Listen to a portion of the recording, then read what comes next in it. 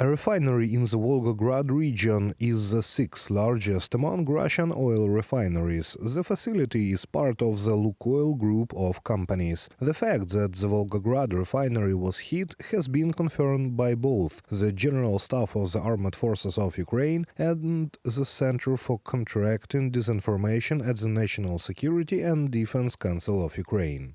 This refinery, based on its design capacity, ranks among the top 10 largest oil refineries in Russia and is involved in supplying the occupying Russian army. There have been reports of flashes and explosions in the vicinity of this critical refinery for the occupiers. Military operations targeting strategic infrastructure directly affect the Russian armed forces' ability to continue military operations against Ukraine, and this will persist. From the message of the General Staff of the Armed Forces of Ukraine on Facebook.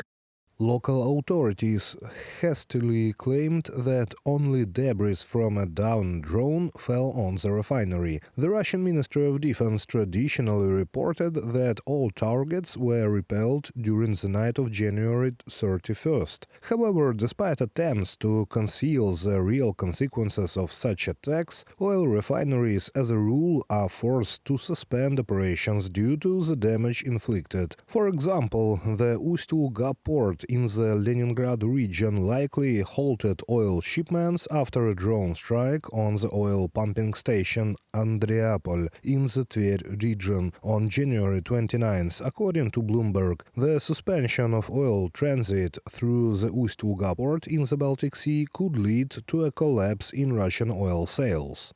The interest lies in the fact that 70% of the shadow tanker fleet, which is actively subjected to sanctions and serves as one of Russia's methods to bypass the so-called price cap on oil sales, operated through the Baltic. This oil-loading port actively serviced Russian shadow tanker fleet. This could have a significant impact on the ability to sell oil.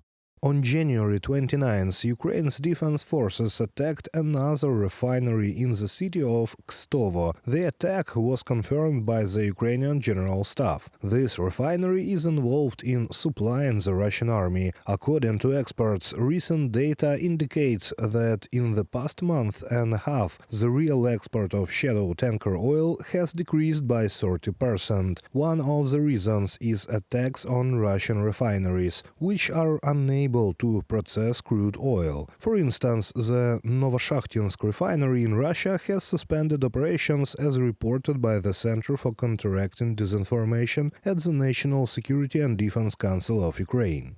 In 2024, it processed around 3 million tons of oil, while its full capacity was 7.5 million tons. However, attacks prevented it from operating at full capacity. Now, equipment is damaged. Andriy Kovalenko, head of the Center for Countering Disinformation at the National Security and Defense Council, on Telegram.